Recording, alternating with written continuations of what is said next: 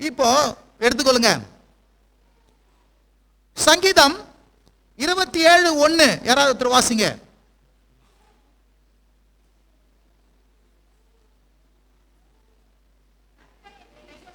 கர்த்தர் என் வெளிச்சமும் என் ரட்சிப்புமானவர், யாருக்கு பயப்படுவேன்? கர்த்தர் என் ஜீவனின் அரணுமானவர், அஞ்சுவேன். யாருக்கு அஞ்சுவேன்?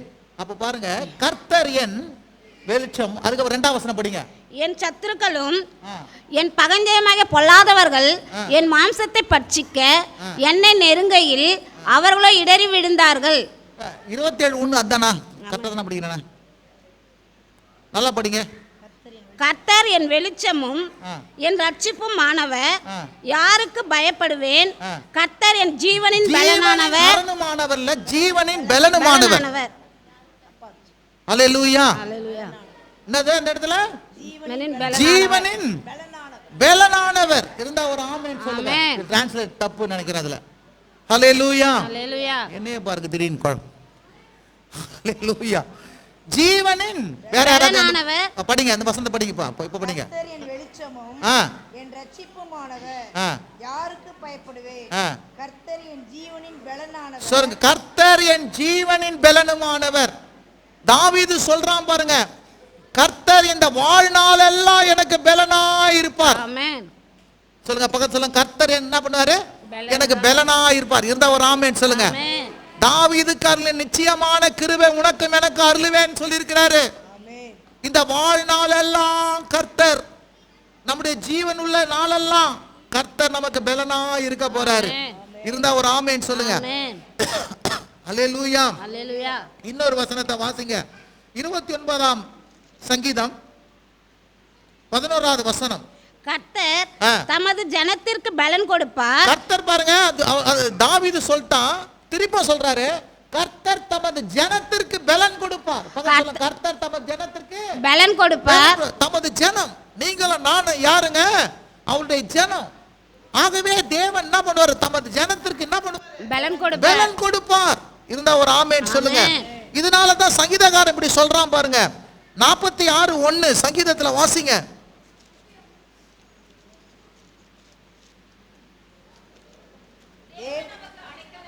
தேவன் அவருக்கு அடைக்கலமும் பேலனும். ஹல்லேலூயா. கர்த்தர் என்று சொல்றான், தேவன் என்று சொல்றான். இருந்தா ஒரு ஆமென் சொல்லுங்க. அப்ப தேவன் வந்து பாருங்க நமக்கு என்ன பண்ற? அடைக்கலமும் பேலனும். பக்கத்துல சொல்லுங்க, தேவன் நமது யாருக்கு? அடைக்கலமும் பேலனுமா இருக்கிறார். இருந்தா ஒரு ஆமென் சொல்லுங்க. ஹல்லேலூயா. தேவன் எப்படியா இருக்கிறாங்க? அடைக்கலனும் பலனுமா இருக்கிறேன் அப்படின்னு சொல்லிட்டு என்ன பண்றாரு? சொல்லுகிறவரா இருக்கிறாரு. இருந்தா ஒரு ஆமென் சொல்லுங்க. ஹல்லேலூயா. அப்போ அந்த இடத்துல வேதத்துல வாசிக்கும் போது கர்த்தர் நமக்கு என்னவா இருக்கிறாருங்க? பலனா இருக்கிறார். இருந்தா ஒரு ஆமென் சொல்லுங்க. ஹல்லேலூயா.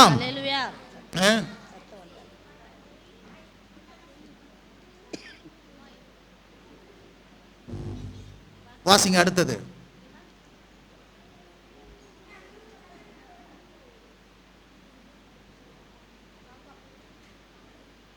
1 கொரிந்தியர் 18ஆம் வசனம் வாசிங்க.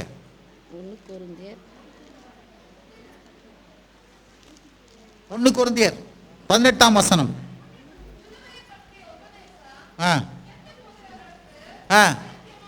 சிலுவையை பற்றிய உபதேசம் கெட்டு போகிறவர்களுக்கு பைத்தியமா இருக்கிறது, ரட்சிக்கப்படுகிற நமக்கோ தேவ பலனா இருக்கிறது. 24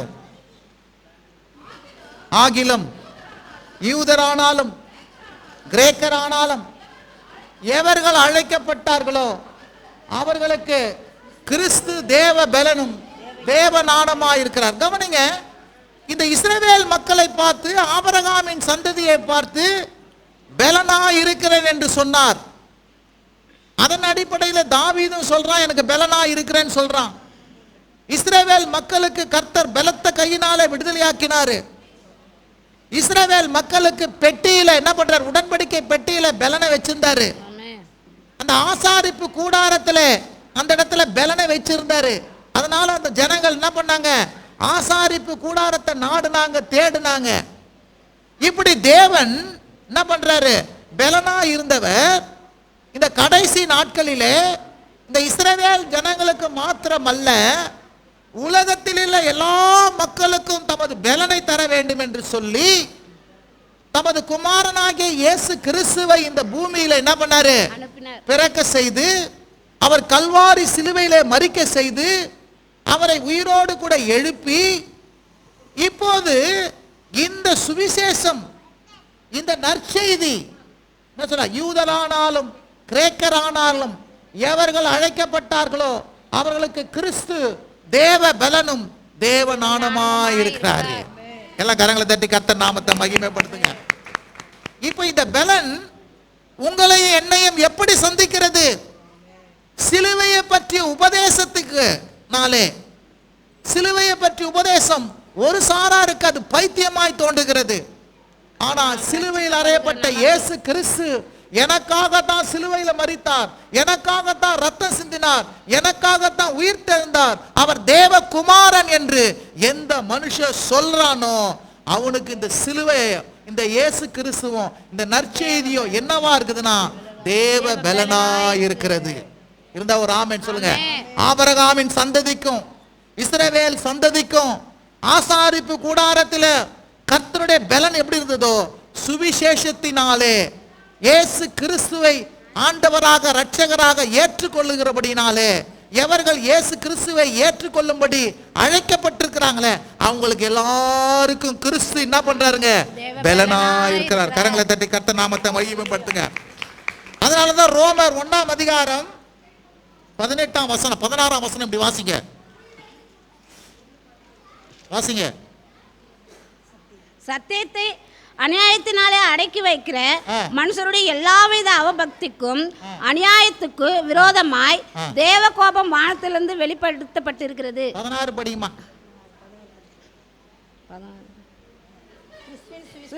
கிறிஸ்துவின் சுவிசேஷத்தை குறித்து நான் வெட்கப்படேன். முன்பு யூதரிலும் பின்பு கிரேக்கரிலும் விசுவாசிக்கிற எவனுக்கும் ரட்சிப்பு உண்டாவதற்கு தேவ பலனா இருக்கிறது. நான் சொல்றேன், முன்பு யூதரிலும் பின்பு கிரேக்கரிலும் விசுவாசிக்கிற எல்லாருக்கும் இந்த ரட்சிப்பு உண்டாவதற்கு தேவ பலனா இருக்கிறது. இருந்தா ஒரு ஆமென் சொல்லுங்க. நான் சொல்றேன், இந்த தேவ பலன் என்னையா செஞ்சது அப்படின்னா நமக்கு ரட்சிப்பு உண்டாக்குவதற்கே பலனா இருந்தது. இருந்தா ஒரு ஆமென் சொல்லுங்க.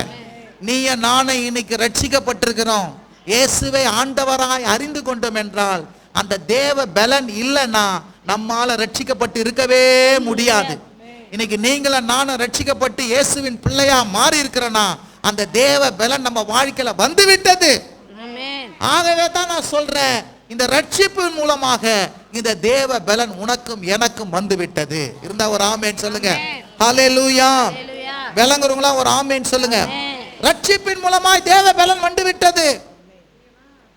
இப்போ இந்த ரட்சிப்பின் மூலமா தேவ பலன் வந்து விட்டது மாத்திரமல்ல, இப்போ இந்த இயேசு கிறிஸ்து என்ன பண்றாரு? இந்த தேவ பலனினாலே நீ உலகத்துக்கு சாட்சியாய் மாற வேண்டும். இஸ்ரவேல் மக்களுக்கு எப்படி கர்த்தர், எப்படி தேவன் அவர்களுக்கு பலனா இருந்தாரோ, இயேசு கிறிஸ்து வந்து என்ன பண்றாரு? இந்த இஸ்ரவேல் மக்களுக்கு இருந்த அந்த பலன் எல்லா ஜாதி ஜனத்துக்கும் என்ன பண்றாரு? வரும்படி சுவிசேஷத்தினால அந்த பலனை என்ன பண்ணாரு? எல்லாருக்கும் கொண்டு வந்தது போல அடுத்து இயேசு கிறிஸ்து என்ன பண்றாரு? பரமேறி போய் பரிசுத்த ஆவியை அனுப்பி இப்ப என்ன பண்றாரு அப்படின்னா, அந்த வசனத்தை படிங்க. 1ஆம் அதிகாரம் அப்போஸ்தலர் 8ஆம் வசனம் யாராவது வாசிங்க.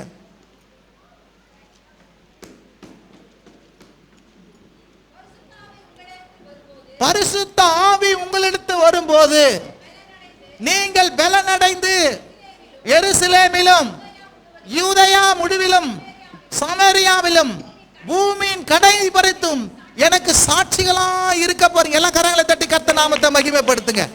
ஹல்லேலூயா, ஹல்லேலூயா. இயேசு கிறிஸ்து உங்களுக்கு ரட்சிப்பினால பலன் தந்தாரு. இந்த ரட்சிப்பினால பலன் பெற்ற நீங்களும் நானும் இப்போது பரிசுத்த ஆவியானவர் நம்ம மேல வந்திருக்கிறாரு. எத்தனை பேர் விசுவாசிக்கிறீங்க? இயேசுவை விசுவாசித்திருக்கிற ஒவ்வொருவர் மேலும் தேற்றளவாளன் பரிசுத்த ஆவியார் வந்திருக்கிறாரு. இந்த பரிசுத்த ஆவி என்ன பண்றாரு? இந்த பலனை நமக்கு கொடுக்கிறாரு. இந்த டுனாமிஸ் வல்லமையை கொடுக்கிறாரு. வெடித்து சிதறுகிற வல்லமையை தருகிறாரு. இந்த வெடித்து சிதறுகிற வல்லமையினால என்ன சொல்றாருன்னா, இந்த வல்லமை இப்போ என்ன பண்ண போது தெரியுமா? ரட்சிக்கப்பட்டதுக்கு மாத்திரமில்ல, உலகம் முழுவதும், யூதாயாவிலும் சமாரியாவிலும் உலகின் கடைசி வரைக்கும் எனக்கு சாட்சிகளா இருக்கிறதுக்கு, அவருக்கு பெரிய விட்னஸா இருக்கிறதுக்கு உங்களையே என்னையும் பலப்படுத்தி இருக்கிறாரு. எல்லா கரங்களை தட்டி கர்த்தர் நாமத்தை மகிமைப்படுத்துங்க. இப்ப நீங்களும் நான் எங்க இருக்கிறோம்? பரிசுத்த ஆவியினால் உண்டான பலத்துல நிற்கிறோம். இருந்தா ஒரு ஆமென் சொல்லுங்களேன். ஹல்லேலூயா. இப்ப உங்களுக்கு இந்த பலன் இருக்கிறது. இந்த பலன் உங்களை ரட்சிக்கப்பட வச்சிருக்கிறது. மாத்திரமல்ல, பரிசுத்த ஆவியானவர் என்ன பண்ண போறாரு? இந்த பலனினால, இருந்தா ஒரு ஆமென் சொல்லுங்க, இந்த பல உலகம் முழுக்க உங்களையே என்னைய சாட்சியா வைக்க போறேன். சொல்லுங்க, நான் சாட்சியா இருக்க போறேன். ஹல்லேலூயா. சாட்சியா இருக்க போறேன். நல்லா சொல்லுங்க, சாட்சியா இருக்க போறேன். ஹல்லேலூயா. ஹல்லேலூயா. நான் சொல்றேன் பாருங்க, பலன் உங்கள் மேல வந்திருக்கு. இப்போ இந்த பலன் எப்படி அன்றாட நம்ம வாழ்க்கையில வேலை செய்யும் அப்படின்னு சொல்லி நம்ம பார்க்க போறோம். எப்படி வேலை செய்யும் அப்படின்னு நீங்க பாத்தீங்கன்னா, பிலிப்பியர் 4ஆம் அதிகாரம் 13வது வசனம் முதல்ல வாசிங்க. 4ஆம் அதிகாரம் 13வது வசனம். என்னை பலப்படுத்துகிற கிறிஸ்துவினாலே, என்னை பலப்படுத்துகிற கிறிஸ்துவினாலே எல்லாவற்றையும் செய்ய எனக்கு பலன் உண்டு. எல்லாவற்றையும் செய்ய எனக்கு பலன் உண்டு. பலன் உண்டு. இருந்தா ஒரு ஆமென் சொல்லுங்க. கவனிங்க, இந்த பலன் நம்ம வாழ்க்கையில தங்கி தாபரித்து நம்ம பலவிதமான சேலஞ்சை ஜெயிக்கிறதுக்கு பவுல் என்ன சொல்றாருன்னா, என்னை பலப்படுத்துகிற கிறிஸ்துவினாலே எல்லாவற்றையும் செய்ய எனக்கு பலன் உண்டு. இருந்தா ஒரு ஆமென் சொல்லுங்க. அப்ப நீங்களும் நானும் இந்த ஆண்டு முழுக்க என்ன சொல்லணும்? என்னை கர்த்தர் பலப்படுத்துகிறபடினாலே நான் எல்லாவற்றையும் செய்ய எனக்கு பலன் உண்டு. சொல்லுங்க, எல்லாவற்றையும் செய்ய எனக்கு பலன் உண்டு என்று சொல்லணும். இருந்தா ஒரு ஆமென் சொல்லுங்க. என்னை பலப்படுத்துகிறபடினாலே ஊழியம் செய்வதற்கு பலன் உண்டு. என்னை பலப்படுத்துகிறபடினாலே குழந்தைய வளர்க்கறதுக்கு பலன் உண்டு.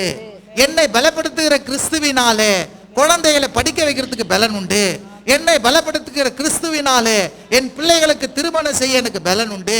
என் பிள்ளைகளை படிக்க வைப்பதற்கு பலன் உண்டு. குடும்பத்தை நடத்துவதற்கு பலன் உண்டு. வீடை கட்டுவதற்கு பலன் உண்டு. வாகனங்களை வாங்குவதற்கு எனக்கு பலன் உண்டு. இருந்தா ஒரு ஆமென் சொல்லுங்க. என்ன காரியத்தை நீங்க செய்யறீங்களோ, என்னை பலப்படுத்துகிற கிறிஸ்துவினாலே இதை செய்ய எனக்கு பலன் உண்டு சொல்லுங்க. சொல்லுங்க, இதை செய்ய என்று என்ன பண்ணுங்க சொல்லுங்க. சரி ஐயா, ஒருவேளை பலவீனம் ஆயிடுச்சு. இப்ப பலவீனம் ஆயிடுச்சா நான் என்ன சொல்றது அப்படின்னா, 2 உதாரணம் சொல்றேன். யோவேல் வசனத்தை வாசிங்க. யோவேல் 3ஆம் அதிகாரம் 10ஆம் வசனம். யாராவது வாசிக்க. 3ஆம் அதிகாரம் 10ஆம் வசனம். யோவேல். பலவீனன் தன்னை பலவான் என்று என்ன பண்ணுங்க சொல்ல கடவன். இருந்தா ஒரு ஆமென் சொல்லுங்க. கவனிங்களேன், பலவீனன் ஒருவேளை சரீர பிரகாரமா நீங்க பலவீனமா இருக்கிறீங்க. சரீர பிரகாரமா பலவீனமா இருக்கிறத பலவீனன் சொல்லலாமா அப்படின்னு கேட்டா, வேதம் சொல்லுது, பலவீனன் தன்னை என்ன பண்ணுங்க பலவான் என்று சொல்லுங்க. சொல்லுங்க, பலவான் என்று சொல்லுங்க. இருந்தா ஒரு ஆமென் சொல்லுங்க. சரீர பிரகாரமா பலன் இருக்கட்டும், அதை நான் மறுக்கல. ஆனா அதுவே சொல்லாதீங்க, என்னால முடியலன்னு சொல்லாதீங்க. என்னையே சொல்லுங்க, பலவீனன் தன்னை பலவான் என்று சொல்ல கடவன். இருந்தா ஒரு ஆமென் சொல்லுங்க. பலவீனன் தன்னை என்ன பண்ணுங்க பலவான் என்று சொல்ல கடவன். இருந்தா ஒரு ஆமென் சொல்லுங்க. இது இன்னொரு உதாரணத்தை பாருங்க. 2 கொரிந்தியர் 12ஆம் அதிகாரம் 9ஆம் வசனம் வாசிக்க. யாராவது ஒருத்தர். 12ஆம் அதிகாரம் 9-10 வசனங்கள். அதற்கு அவர், என் கிருபை உனக்கு போதும், என் கிருபை எனக்கு போதும், பலவீனத்திலே என் பலம் பூரணமாய் விளங்கும் என்றார். ஆகையால் கிறிஸ்துவின் வல்லமை என்மேல் தங்கும்படி என் பலவீனங்களை குறித்து நான் மிகவும் சந்தோஷமாய் மேன்மை பாராட்டுவேன். மேல ஒரு வசனத்தை வாசி பாருங்க. அதுல அதை என்னை விட்டு நீங்கும்படி நான் 3 தரம் கர்த்தரிடத்தில் வேண்டிக் கொண்டேன். கேட்டேன். பாருங்க, அவனுக்கு ஒரு பிரச்சனை, ஏதோ ஒரு பிரச்சனை, ஏதோ ஒரு உபத்திரங்குது. அது நீங்கும்படி என்ன பண்றான்? வேண்டிக் கொள்றான். அடுத்த வசனம் போடுமா. அப்போ அதுக்கு என்ன சொல்றாரு? அன்றியும் அதுக்கு என்ன சொல்றாரு அவரு?